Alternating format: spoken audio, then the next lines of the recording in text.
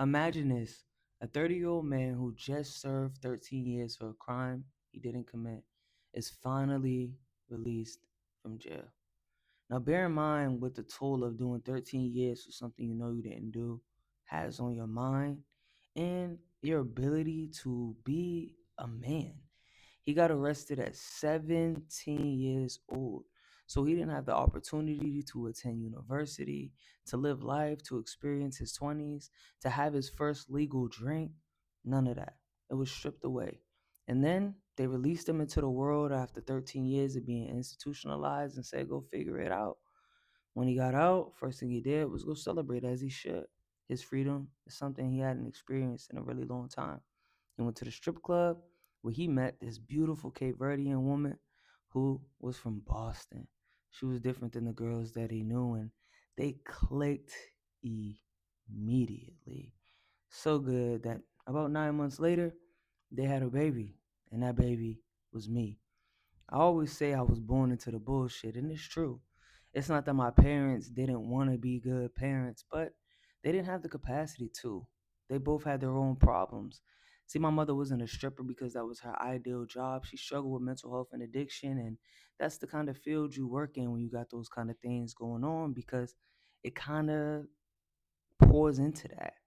Most people who work in those fields are running away from something. And I'm not shaming stripper work. I believe get it how you live it. But for my mom, it was all she knew. Not because it's what she wanted, because it's what she thought she had to do. And the only reason why I'm giving y'all the backstory on my life is because you guys know what happens after that. You know, I ended up in over a dozen foster homes before I graduated high school. You know that my mom passed away when I was 16. You know that my father ended up leaving when I was a kid. You know that my life rapidly fell apart. And all those things are important, but those things don't define me. For so long, I held on to my story of my past and I wore it like a badge of honor because I thought it was all I was. I thought it was the only thing that made me interesting. The thing that is most interesting about me is that I overcame it, is that I'm living a life that no one would have imagined I would. I am a published author, a keynote speaker, a content creator that is so inspirational. People look to me to keep going every single day.